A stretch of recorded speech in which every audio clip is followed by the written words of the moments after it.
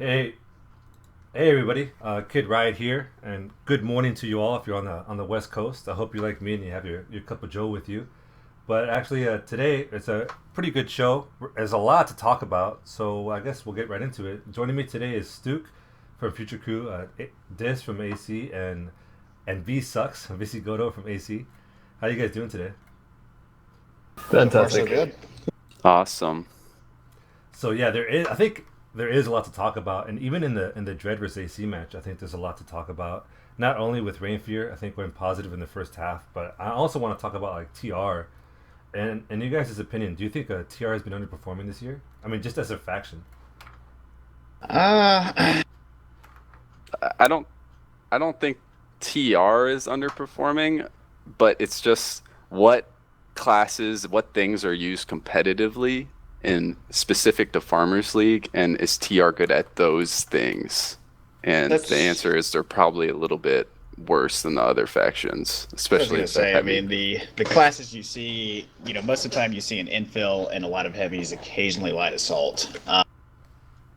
And just when it comes down to LMGs, I think people would rather have, Ryan SVA or an NC the Anchor or the Cyclone, whatever the hell the Cyclone is.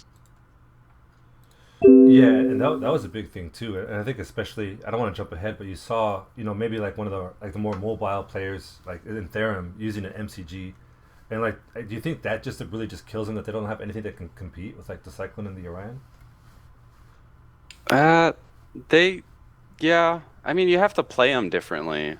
Like Theron with the MCG just doesn't really work, and that's honestly why I think they were losing pretty badly that first round.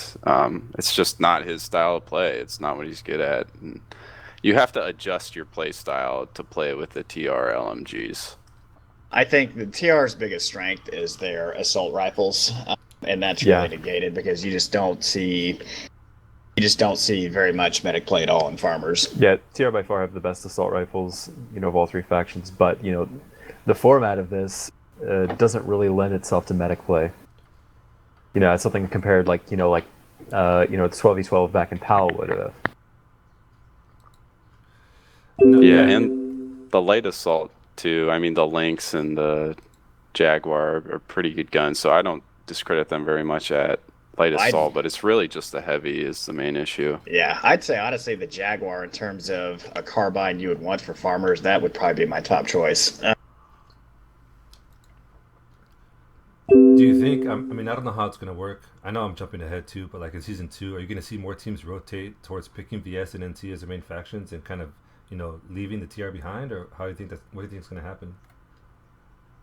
Well, I don't really know because it's who knows what could be patched, any of those things. There was a point where the TR LMGs were, I think, better than some of the other. The NC didn't get a big buff until maybe like a year ago or something around there, when the ACX 11 got bumped to like 200 and a few other things. That's when the NC really got pretty Well, the thing that powerful. really killed the NCLMGs was the flinch. That lower rate Right. of fire, kind of higher recoil with the flinch, just made them really difficult to manage. I Yeah, think a misconception is people think TR LMGs are bad. I mean, I know a lot of people in AC really like the MSWR. It's just if they could choose, they would probably rather have an Orion or an Anchor. That I- doesn't mean they think it's a bad gun. Personally, I would pick with the Anchor or the MSW, just simply because both of them have biased recoil, but with the 750 RPM weapon compared to 600 RPM weapon that does more damage, the 600 RPM weapon with biased recoil is still much easier to control and be mobile with and be Okay. more accurate with. Yeah, you bring up a good point, Vici. And that's actually something I wanted to talk about. Like, how can you quantify? And you already started to talk about it. How do you quantify which one's better, right? So let's assume that the top three LMGs for each faction are the Anchor for NC, the MSWR for TR, and the Orion for VS. How, as a player who's, I mean, obviously you're one of the top players, infantry players in the game. How do you quantify which one's better for you, and in what situations, so that people who aren't familiar with these weapons like you are can kind of understand? Uh, so I would basically, start with, Maxi and I both have, right around 40%, infantry accuracy. And The one thing we noticed, both of us noticed with like the MSW specifically, is that it's much harder to hit that point. To hit that 40, usually, you know, like 38, 39 is about the ceiling that you can maintain without, you know, deliberately compromising your playstyle. That was one of the things we noticed, that basically that because of the biased recoil combined with the 750 RPM, that it was much harder to stay consistently mobile and accurate compared to like the anchor. Now, what do you mean by bias recoil? You mean how it kind of just goes up and to the right or to the left or whatever? It goes up and to the right, yeah. But you know, again, the anchor does the same thing. But I think the anchor has like my highest kill per hour. You know, in recent sessions of all the LMGs other than the Beetlejuice. Yeah, and I think it's something that it's hard, just a bit harder for me to reach with, you know, like, I mean, that's just playing on live. I mean, but yeah, it's harder to reach with the MSW. There's also, you have to understand, there's also a difference between using weapons on live and, you know, facing off a big Zerg as opposed to competitive play. Like, I know a lot of us love the Carve on live, but yeah, I don't know if anybody would use it in farmers. Yeah, the Carve, you know, on live server, you know, that's like the perfect gun for just mowing down, you know, a squad of, pub players. But, you know, when you're actually doing, you know, a scrim or, you know, a match, yeah, you definitely want something like the MSW, and that's like one of maybe two of TR's viable competitive options for that format. So when SOE does gun balancing, right, if they give something a bigger clip or magazine, it gets nerfed somewhere else, right? And so that's why, like, I don't know if you noticed, but we're only talking about the guns that have 50 rounds per mag. And for competitive, you probably don't need more than 50 in one magazine. So you take that benefit and you put it somewhere else, and now it, you know, the Carve is 100 rounds for live, so you can take out a whole squad. But if you get 6 kills in competitive, like, that's extremely rare. Yeah, as you were talking, I was looking at the kill feed actually in the Dread vs AC match, which I think was really awesome. I'm glad they got it working for, you know, from now on. So, what do you guys think about? I mean, I know in the first half, I mean, spoiler alert, you know, AC is way up ahead over Dread. How do you think what it takes for like a player like Rainfear to even go positive in a match like that, or do you think like it says anything about Dread as a team? Well, having fought in that battle, Rain, in the first half, he did a really good job of, I mean, you can see him up here on the roof, just kind of picking and choosing when he would engage and when he would back off. So he has I'm not sure. I just think AC guys are just better 1v1. And Rainfear, you know, he was able to maybe capitalize on some of the lost 1v1s by a Dread heavy.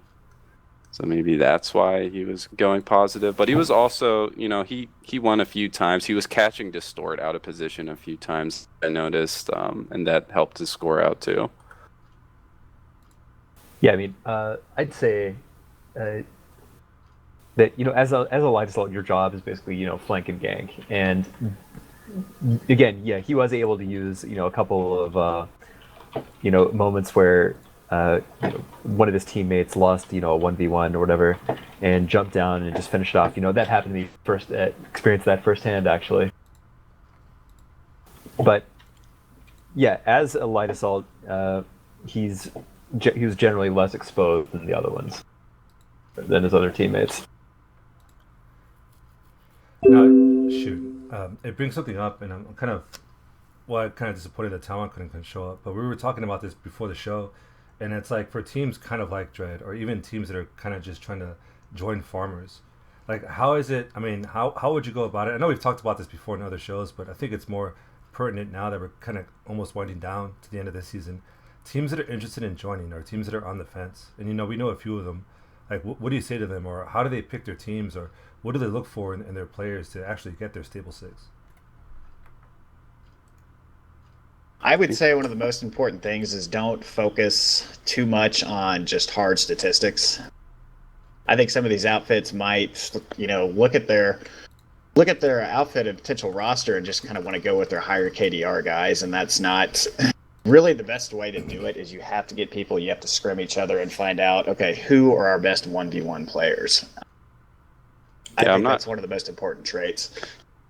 I'm not sure how AC's application process is, but pretty much Future Crew, right, we have minimum statistic requirements, and the only reason for that is just because it's kind of, a filter. But then once you get past that filter, you're really judged by your ability from scrims. It's not directly just looking at your stats. Oh my god, this guy has a 6 KD, we'll let him in, and it turns out, he's just been flying around the whole time, which you would be able to see from his stats, and he, sucks when you put him in this scrim situation. So I mean, I say that because there are people out there with high infantry KDRs that achieve that just by playing really passively, and then you get them in 1v1 situations. You're like, well, man, this guy has like an 8 infantry KDR. Why is he not that good at 1v1s? It's because some people play passively just to protect their KDR. Those are not the kind of players you want in farmers.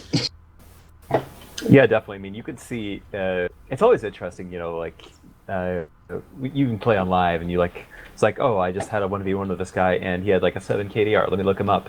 And then he has like, very high weapon KDR, but just very low, kill per hour or some other stat that just really suggests that this guy is the one who baits his teammates and hides in the back and redeploys in order to avoid dying.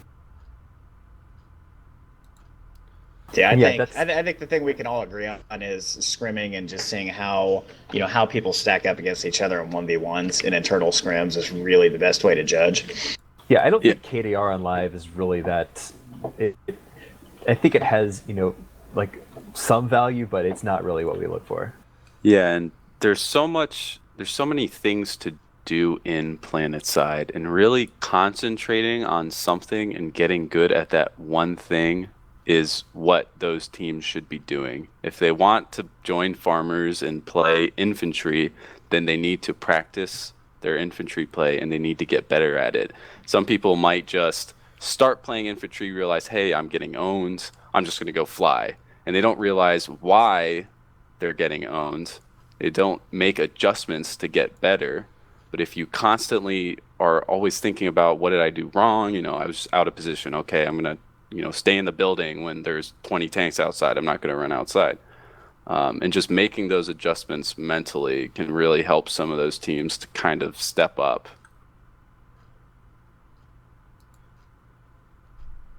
Yeah, that makes sense. And I mean, speaking about getting owned, I just what really impressed me most about this match, one was actually a few things. One was Rainfear, how well he did in the first half. Two was how like almost and complete AC shut down Dread in the second half. And the third thing was how well Hassaf did this. I mean, he's always done good, but nothing like this. Like I don't know if he scored this much in a match before, but he was insane. I mean, you would look at the kill feed and you would see like, a ghost kill or 2 ghost kills. Oh, I know. I was our other sniper in this match, as I told everyone it was over. I don't know how many times I would zoom in and think, oh man, I got this kill, and then the person would fall over before I could even fire. Hassaf was just on fire this match. Yeah, and I think it's also one of those things too where I think going into farmers, people thought, pretty standard medics would be used and infiltrators wouldn't be used so much, but I think the opposite really proved itself, especially like in people like and then I know when you guys picked up Hassaf, 404, and how scary it is when they can shut down an entire lane by themselves, and how important that sniper rifle is. Like, do you think it's something that's gonna continue to prove itself, or is there really a counter to it, or what do you guys think about that? I think the infiltrator has just generally proven itself to be probably the most important role of the team. Like, it's not just like you said, shutting down lanes and just making people think twice about stopping. It's also winning the Dildar war. Yeah, it's insanely important in farmers, and farmers is really the only format where it is important because you are scored by the number of kills. It's just been interesting to me. We've had theories before in Community Clash, like screw infiltrators, right? Or screw snipers. They're just gonna snipe somebody and he's gonna get rezzed and it's gonna do absolutely nothing for us. And you'd rather have a heavy in that spot. Same thing with PAL. They get rezzed. You don't gain any points because it's based off the cap. But for farmers, just getting the points is huge. So it's just allowed these guys to really stand out. Yeah, I would liken the role of the infiltrating farmers to, like, I don't know, the drummer in a band. You are basically the one who holds everything else together. Yeah, that's a good analogy. Yeah. I think when it started, I think a lot of us thought that it might end up being, infills with SMGs. And then within a match or two, everyone realized, okay, the CQB bolt action, or, 404, he was using the regular bolt action, right? Like, he doesn't use the CQB. He was using a long shot. Yeah. But Yeah. just sniping in general, I think people quickly realize how much more useful that can be than the infill with the SMG.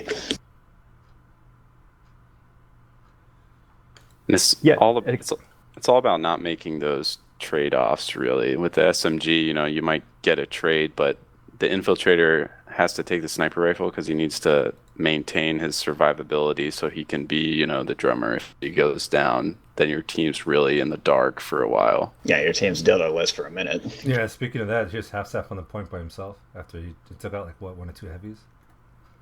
Yeah, he used me as a shield there. That was nice. I think it's funny, too, trying to emulate that kind of playstyle. It's really, really fun. I mean, not so much in a competitive setting because, that's you guys, but, on live server, it's really, really fun to play that kind of high-risk, high-reward kind of playstyle. Yeah, there was a couple times in there, there was a guy coming around the box, and I was, saying, hey, Troy, get back, I'll take care of this guy. And he just runs around the box and just quick scopes the guy in the face, and I'm just like, why? Yeah, but what you were saying, Kid, it is a lot of fun. It's not for everybody. I know some people have tried it and didn't really enjoy it, but just like you said, the risk-reward thing, knowing, all right, this guy's coming around the corner. If I don't get the headshot, I'm probably going to die. I find that to be fun as hell, personally. Yeah, let's talk about this match itself. Were there any surprises for you guys?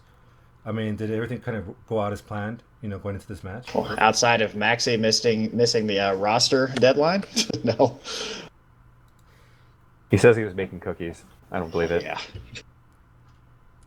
That's actually, I think, a pretty interesting, not so much criticism, but observation about farmers in general is that it's not kind of like any other, I don't want to say esport, but competition, because typically you have a stable roster, but in farmers, even now, I mean, the roster isn't exactly 100% what you wanted. How do you think that plays into the kind of the drama or the, not so much drama like gossiping, but drama as far as how matches play out? Well, I mean, for us, this was interesting because Maxi literally showed up 2 minutes after we turned in our rosters. And for people who don't know the way it works, once Base Tape gets the roster set, gets it over to Shock, the script is started, and it cannot change. And so we subbed Distort in for Maxi at the last minute, which changed up generally what we were going to do because I was originally going to play Light Assault and try to keep Rain at bay. We ended up having Distort play LA because that's what he's most comfortable doing. So, I mean, we just kind of had to adjust last minute, but as you saw the result, we did fine. But yeah, in the second half, you guys really took off for sure. The whole roster thing, I mean, the reason why it's not a consistent 6 every time is, when you talk about esports, you're probably thinking of CSGO and Dota and League, where these guys have coaches and things like that, and they actually do this, without the full-time job or whatever real life stuff they have. And so since Planetside, it's not about winning a $250,000 payout. We just wanted to provide some flexibility as to who you can see on the roster. Obviously, you have your top 6, but really when you don't see those guys, it's based off of they just weren't able to make it that day, or they weren't able to make it to enough practices, and we're not comfortable, throwing them in at the last second. Although some guys might have a skill gap high enough where you would throw them in anyway. But that's all about each team. Yeah, no, I fully understand that, but I think I almost prefer it this way. I mean, I know if there is actual money on the line that you would have your six 100% of the time, but I kind of like it because to me it kind of it's more similar to real sports, right? Where you could have a Kobe, but if he's injured, he's just not going to play. So it's like, how good are you right now? How good is your team right now with the team that you're putting out there? I think it raises a lot of interesting points. That's kind of how I look at it, is people not being able to make it. I mean, we had both Lex and Maxi that couldn't make it to this one. Lex we knew about beforehand. Maxi, we'll say he pulled his hammy in pregame warm-ups. But yeah, I mean, people have to come off the bench and sub in sometimes. And that's when you see the depth of the 12-man roster. Right. See that exactly. I think you just said it better. You took it off the tip of my tongue. That's kind of what I was trying to say. That you really see how good a team is. Not just how good their six is. Like how good did their team put in practice, or how good does their team work well together?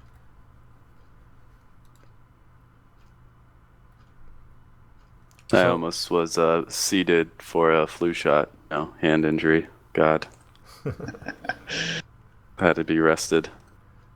See, we had Missy actually play through a hand injury. Did not work well at all. Really? It was right before the match versus 56RD, like the day before, I had sliced open my finger, my right index finger, my clicking finger, with a very sharp knife while I was cutting a baguette that had started to grow hard. Oh my God. Yep, and I like the detail you're giving us here. What were you using the baguette for? I was making a sandwich, and I was out of bread except for the baguette, so I was like, might as well. So during the 56RD match, I started bleeding right through my bandage, and I bled a little bit on my mouse and onto my mouse pad. And this was the first Schilling game for Bissy. Yeah. So for the rest, so after about 2 minutes in, I had to start just using my middle finger to click and my ring finger to ADS, and it was ugly. Yes, blood, sweat, and tears are put into farmers. That's right. Yeah, here's something really interesting too. Like you see Hapsaf push the point. He gets 2 kills. There's 1 kill. He's going to get another kill. Then he's going to round the corner.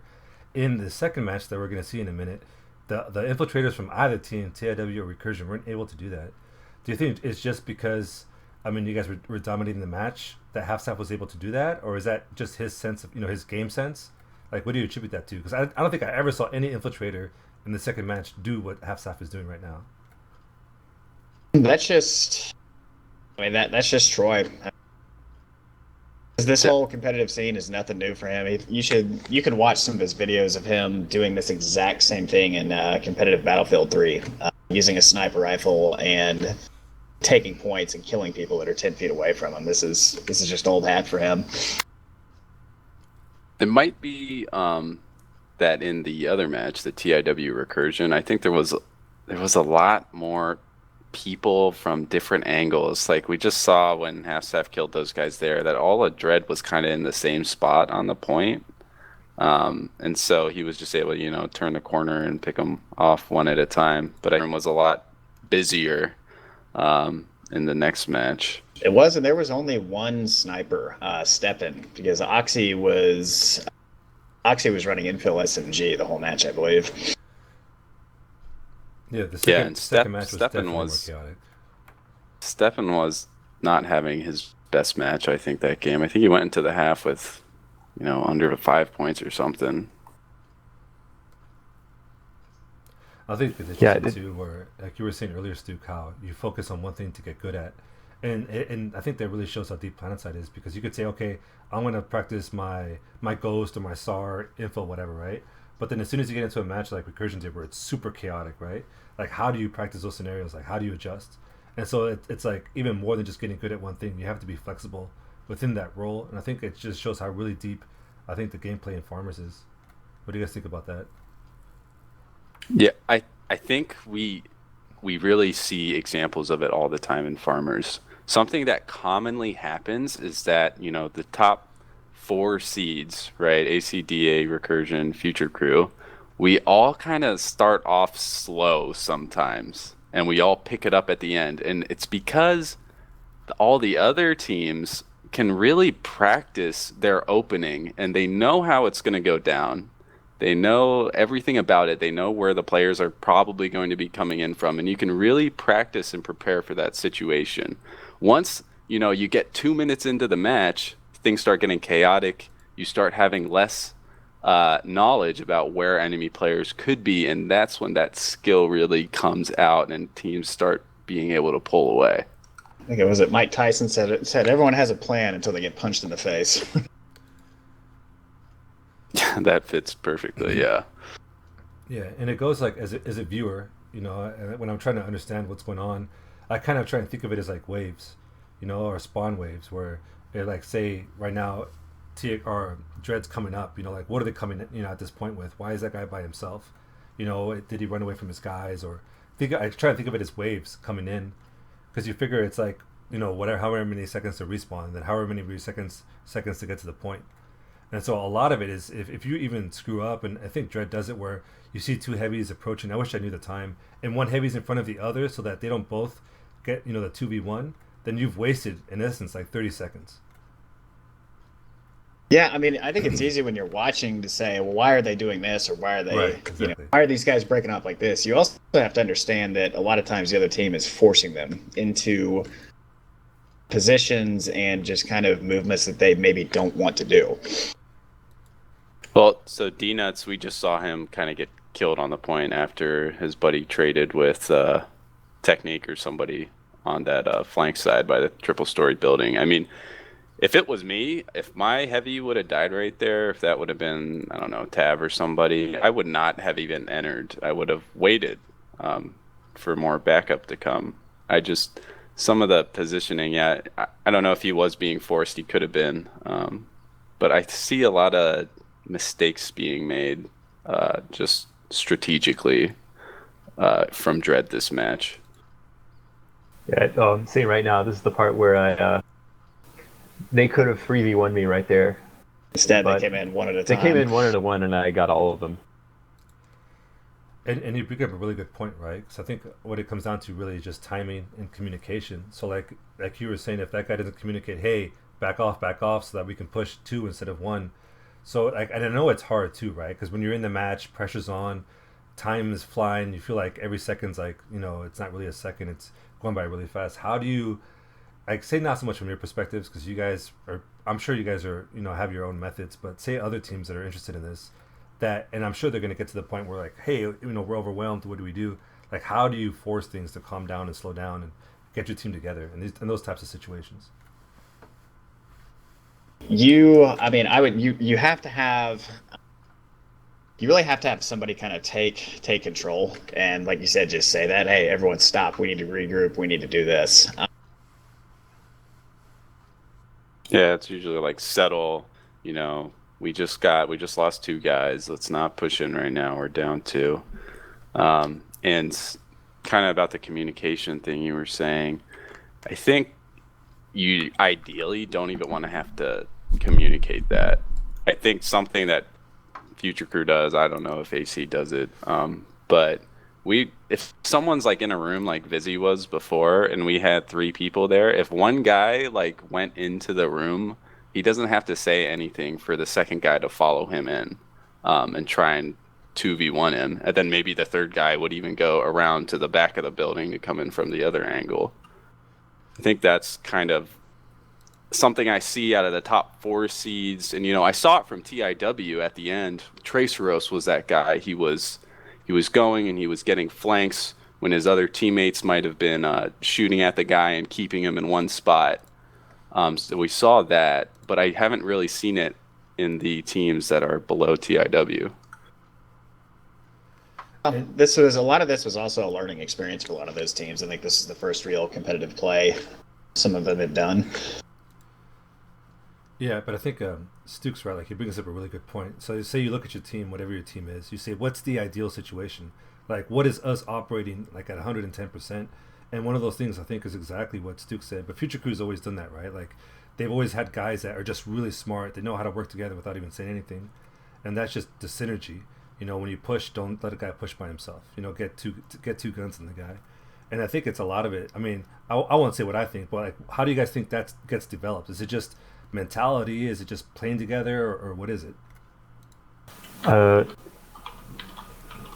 I'd say playing together is just the biggest thing, at least in my experience. Like Maxie and I, I think like maybe about last summer actually, AC wasn't that active, and most of the time it was just Maxie and I on, late night VS, trying to fight off, swarms and swarms of people, and we just developed this, just synergy where we would just do things, perfectly timed, and without even having to think about it or talk about it. It's just something that you develop by familiarity and just being able to read your teammates well.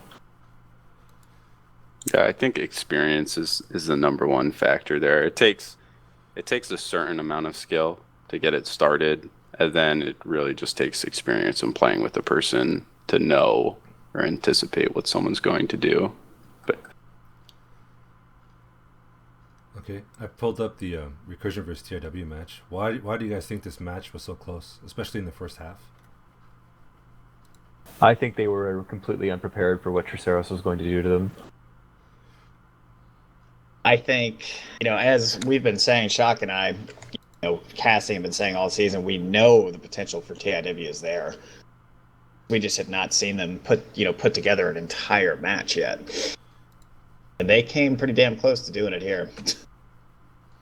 I think TIW, this is their peak, and I think they caught Recursion playing with some things that they weren't used to, and it was just kind of a match that made the match close. Atherum with a chain gun, I would have never guessed he was going to be using that based off of his play style, and to be honest, he did not look like he had a full grasp on how to use it to the best of its abilities. He was still playing like a SMG player with the chain gun, and I think that's part of the reason why he had such a bad first half. It's interesting that when we've done internal scrims here with the TR, people have jokingly pulled the MCG and then just murdered people inside this building here. So I think I get why he pulled it. But you're right. I think he was trying to use it like an SMG. Yeah, and I think it comes down to kind of how the meta's evolved. Like your Havoc, which is kind of like your pusher, your flanker, right? Traceros for TIW, Atherum for Recursion. Like your one spot has to be super mobile and super strong. And I think Stuke hit the nail on the head where it was a combination of things. TIW playing at their peak, Atherum, being out of his element. And so I think it's really interesting. Like let's just play like a thought game really quick. If you had to like say name the positions like you would in basketball, how would you call the positions out as far as farmers? Like say one's like your Havoc, right? Like how would you name the rest of the positions, like essential positions to your team in a 6v6? Go ahead, Stu. So your heavy SMG guy that does the flanking. So Macaque for us, Atherum for Recursion, Traceros for TIW. I mean, that's your shooting guard, right?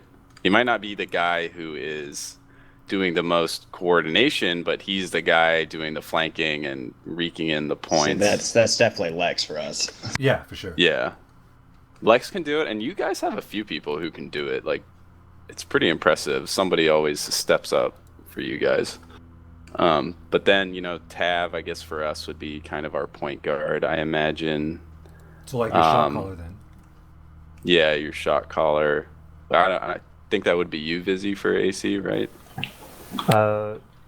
We're more. I guess we're more fluid than that. Yeah, this is more of our point man than our point guard, if that makes sense. Like if you see an attack coming from AC, Vissy is almost always going to be at the front.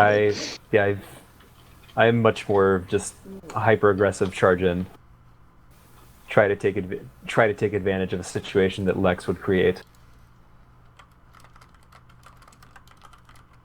Yeah, and then the other guys, right, are just kind of I don't know what those positions are called. Crap.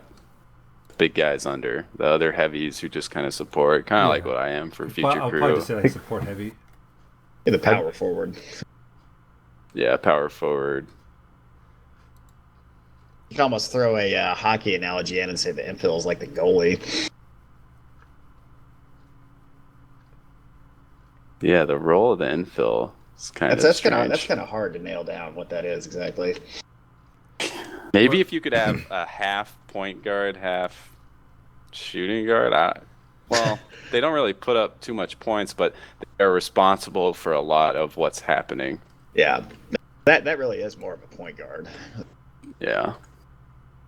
Yeah, I think the only reason I was saying anything is to try and kind of like normalize the way we talk about this, because I know different people look at it different ways. So if maybe we could create like a vocabulary where we're all kind of saying the same thing, people, even viewers or people new to the farmers, can say, oh, okay, this means this, so they kind of understand the match.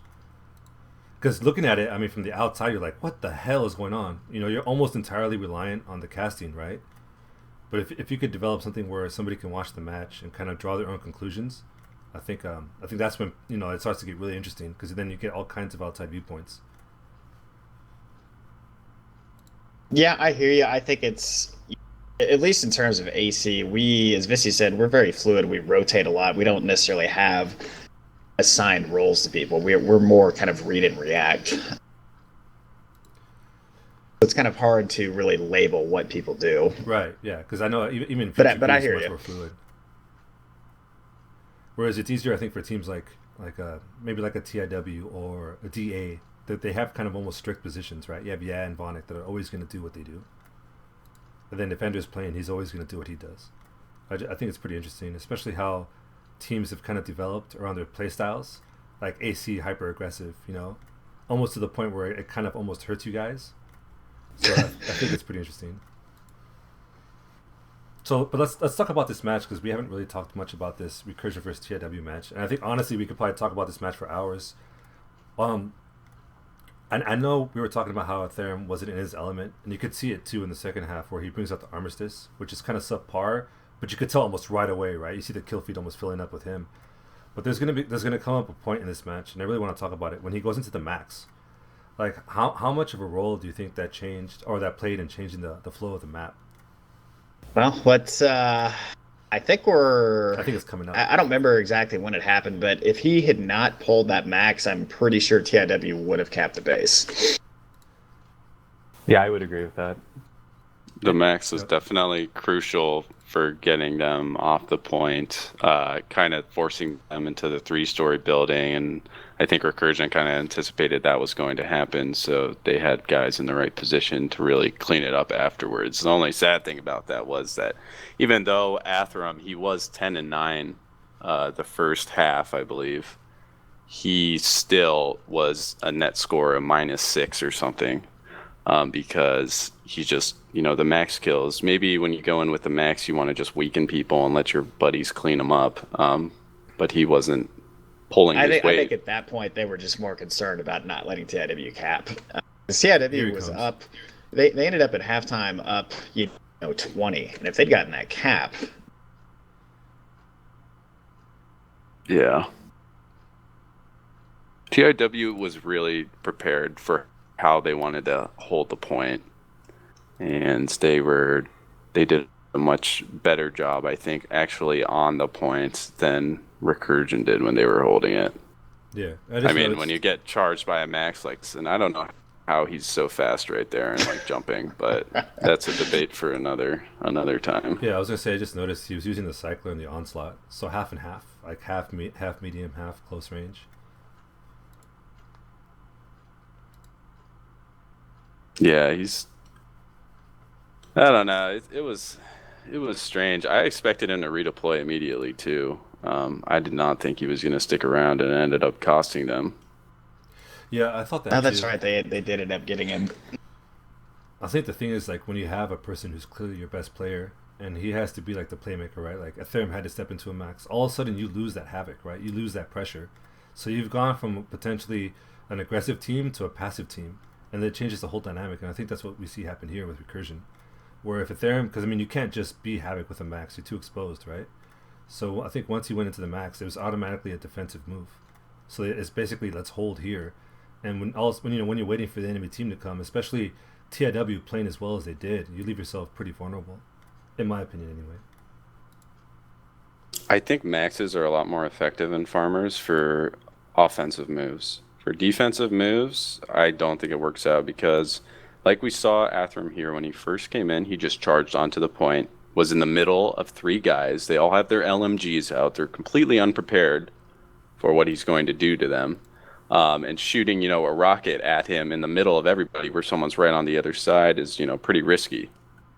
So Atherum, he played it very well offensively, but now you see that he's defending, right? And he gets shot by a rocket because TIW is coming in. They know he's on the point. They can find him, call him out, and get some rockets towards him.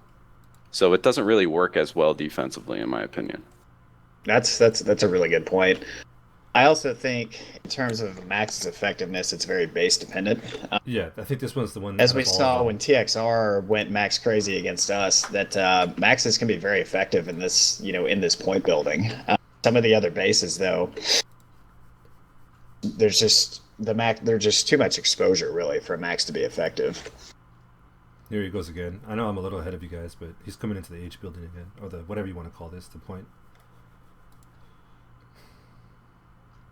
Yeah, now I believe they push it. Yeah, they push in again, and they're able to get them all off the point. But I think this is where he goes down. Once they clear him, or they clear everybody off again, it looks like TIW just really retreated into the hallway in the back.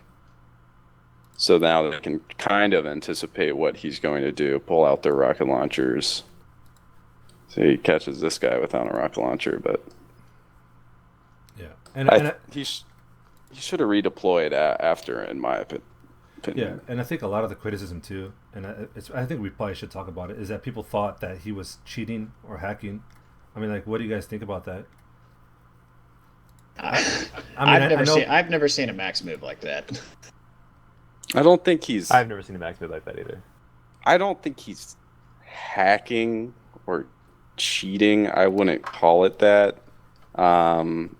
But you can do some ping manipulation. I don't know if you would qualify that as cheating or hacking. I'm sure some people it would. might just be that the guy has a shitty internet connection that just works in his favor. I mean, my stance is like, wouldn't it be obvious to SOE, especially since like Higby's watching this? I mean, couldn't they just track packets and say this is what's happening here? You'd have to ask Higby that. I don't know. I would think they could. Yeah, that's not something I don't think any of us are really qualified to answer without just talking out of our ass. I think the point, and we were talking about it before, right? It's like people have always been accused of hacking, and even Nivix when he streamed recently. Like, is it just possible that he's just that good? There's a difference to me between being that good. I mean, if you watch Nivix play, positioning, his aim, his twitch reactions. I don't know. Like I said, I'm not taking a stance either way on this. I'm just going to leave it as I've never seen a Max move like that. Yeah, I'd go with that. I mean, and so for people who don't know, if you increase your ping, right, so it takes you longer to send what you're doing to the server, the way you take advantage of that is you play extremely aggressively. So that way, if you have a ping of 200 milliseconds and you turn a corner, the guy on the other side will not see you for the 200 milliseconds, right? But you see the guy because you're fetching from the server, and so you register that he's there before he registers sight of you, and he could be killing you already. And where it kind of... So that's why you would play super aggressively with a high ping, but with a low ping, or with a high ping and you play defensively, say you're like camping in a spot, right?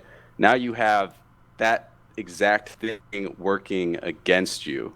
So now the guy is going to turn the corner and you're waiting for him to turn a corner, and it's going to take you your ping amount to register him. So if you play super aggressively with a high ping, then it can really work out in your favor and just not even giving players the ability to kill you. I mean, we've seen that from people that play and stream with high pings. Traceros, Harvester, they both recognize they have high pings, and so they play hyper aggressive because, like Stuke said, that double-edged sword. If they sit back, then somebody is shooting at them before they even register on their screen. Yeah, and Atherum, he has become, a master, in my opinion, at just maintaining aggression and using the ping to his advantage. You'll never see him sitting in one spot. You'll never see him waiting. That's why he's constantly moving. Yeah. What do you guys think? Kind of moving on because I want to beat a dead horse. What was it that clicked for Traceros this match? I mean, was it just I don't even know. Like I have no idea. I don't know what was going on with TIW, but they just seemed to gel so well. And Traceros was like fully in his element. What is it that you guys think clicked for him this match? It's interesting. He's watching this on chat right now. It almost seems to me like Traceros is hostage to his internet connection. Like I think when TIW played against us, he played, and I think he was having some really major internet problems and didn't perform very well. I honestly think just his internet was running really smoothly, and he played a hell of a game. I think so. I don't think Traceros has been playing since the beginning for TIW, but he seems to kind of formed himself into the role of the shooting guard, like we were talking about earlier. TIW typically was playing very conservatively on the point, except for Traceros. He was that guy who was doing the role that TIW had needed all season. The guy who would go around and flank somebody, when they know they're up to people. But instead of being cautious, he'll go in and he'll get the points.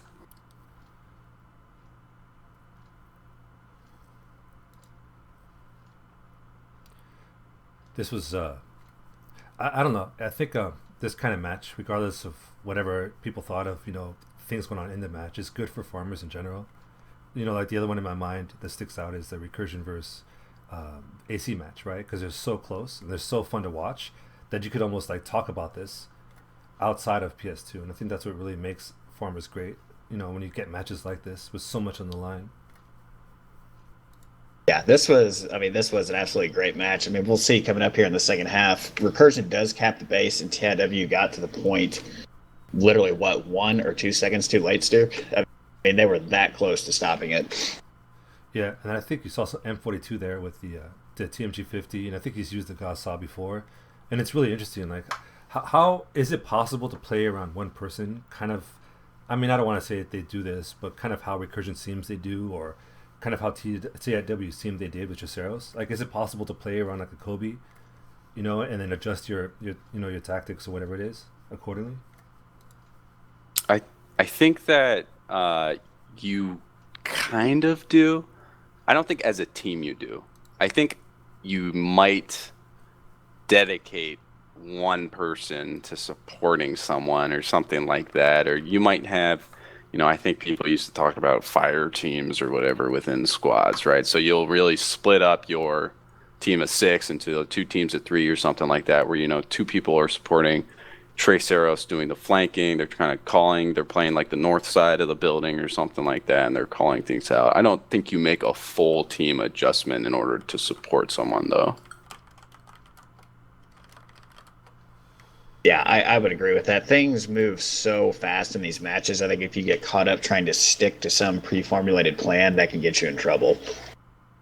That's always been how AC has always looked at it, and why we don't really have static positions other than, just whoever's playing Infiltrator. And it's staying in around a certain area. So I know there's like 12 minutes in the match yet, and it's actually pretty interesting to see. Like, I think it takes a while, right, for Recursion to kind of catch up to what TIW was doing. But going into let's talk about the semis, which is here. I'll show it up right now. So for next week we have Recursion versus Future Crew, and then you have AC versus DA. Let's talk about that first matchup. What do you guys think about that? The AC DA match? No. Recursion versus Future Crew. Oh, my stance on any time the top 4 teams meet is just flip a coin. Although you don't want AC calling the coin toss. Yeah, you guys. What do you guys are like? Oh, and whatever it is this season. Well, 0-3 for faction choice, and then just for good measure, we even lost the coin toss on Sunday placement against Dread. Okay, I mean, do you guys have any predictions for Recursion and Future Crew? Obviously, Stuke here's Future Crew, but like, how do you guys think that match is going to play out? I think teams play better on different maps. I think that's what it's come down to. I think Recursion plays very well on, I believe it's Gannon Crossing or something like that. And I think DA plays excellent there too. I think we're very powerful at Wocock Shipping Dock, the map we were just looking at. Ace, I don't know if you guys have a certain map I would call out that you're best at. You guys are good at Pale Canyon, for sure, because the heavies are hopping everywhere. I mean, we beat Recursion at Fallbridge, and that's where we fought them in that last second match. Yeah, Fallbridge is definitely your guys' map because you guys beat us there preseason too. So that one's yours. I think the sniping comes into play. Sniping is huge on that map, especially when people get set up inside. It's really hard to get heavies down from the top because they can just duck under the railing. They can use those boxes as cover. If you have an infill playing really well and he can just headshot get him out of there quickly, that's everything. Okay, so I'll ask this question then. Who would you rather play Stuke in the? I mean, okay, let's say you beat Recursion. Who would you rather meet in the finals, AC or DA, and why? Be careful, Stuke. What map is it on? That's my first question, based off what I just said. Maps. I don't know. The three maps are what? Gannon, Wocock, and Pale Canyon, right? I don't know. If there's a map where maybe a light assault, if it's a map where a light assault is going to be extremely effective, maybe I want to play AC because I don't want to have to deal with Vonic. I don't think I can't really answer that with confidence. I mean, the just top 4 seeds are so balanced. Like this was getting at. It's a coin toss sometimes. It really comes down to people, one or two people on a certain team really stepping up and just having the game of their life. I honestly think that's what it comes down to when any of these teams play each other. Yeah, that was going to be my next question. I'm trying to get an answer out of you guys. So you're trying to, just Stuke doesn't want to give up any billboard material. He's being very careful right now. He is. He's being very diplomatic. If it wasn't 2 VS teams, then I could for sure have a good answer as to who I wanted to play. Like if Dread would have beaten AC and Dread was, one of the top 4 seeds skill-wise, then I would rather play Dread over DA because I want to stick to my guns.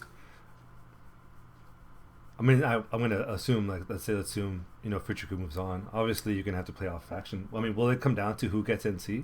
I mean, is it that simple, or is it a little bit deeper than that? I think. Well, okay, I named in the another stream, with Shock, I named for the MVP of the season. I picked the Cyclone. It's on certain maps. It's just such a dominating presence. Being able to have the half fastest TTK, or almost the fastest TTK in the game with headshots out to about 12 meters. At the end of the day, I mean, it's an advantage. I don't think that's fair to say, oh, well, they won the coin toss and say they're going to win. I think and correct me if I'm wrong, because I might be, but I'm pretty sure there has only been one occasion or 2 now with Recursion winning. 2 occasions where TR has won. And that was Future Crew versus DA when we were TR. And Recursion versus TIW where Recursion was TR. So, I mean, it does play a big factor.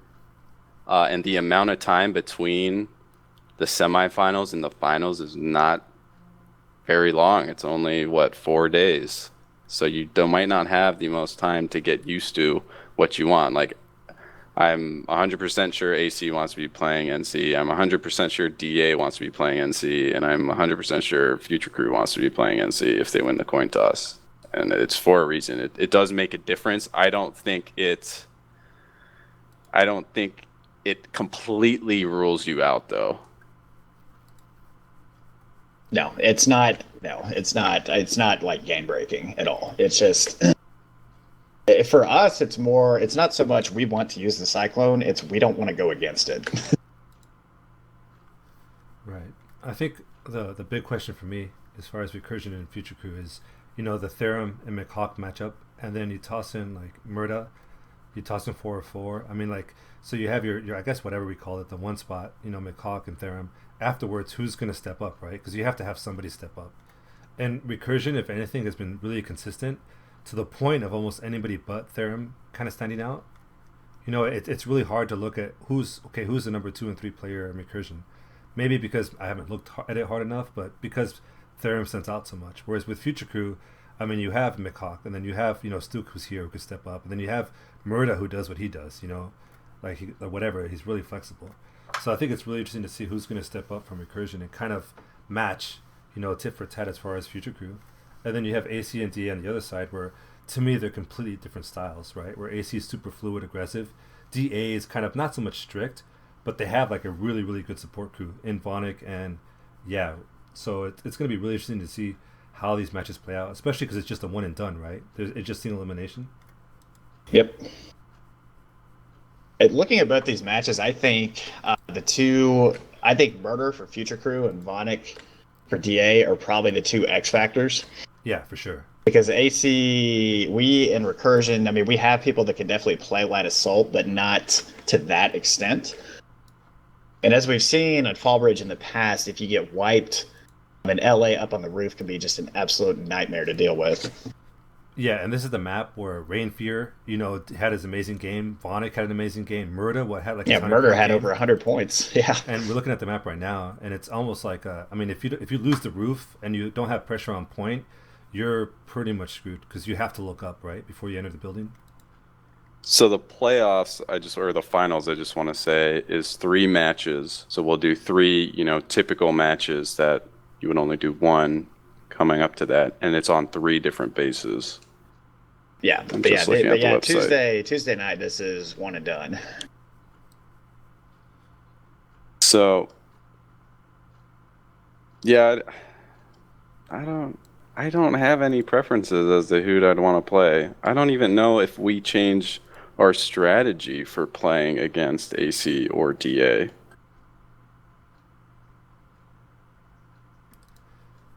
I think it's one of those things too I think it's one of those things where it just comes with time too.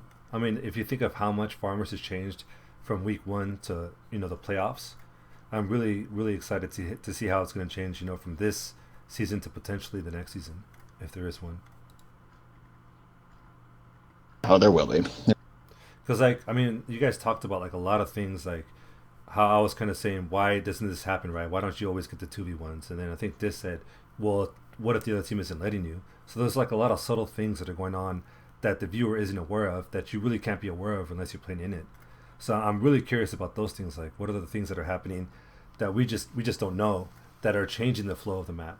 And I think as you go on and on and on, those things are going to be like, okay, you can point at it and say, this is this, so we can work on this. Yeah, I think Shock does a really good job of casting the matches and keep people aware of what is going on. But yeah, you definitely can't see everything happening, especially at Wocock. Some of the firing lanes in that base are very difficult to see. Yeah, you got to be either inside or outside.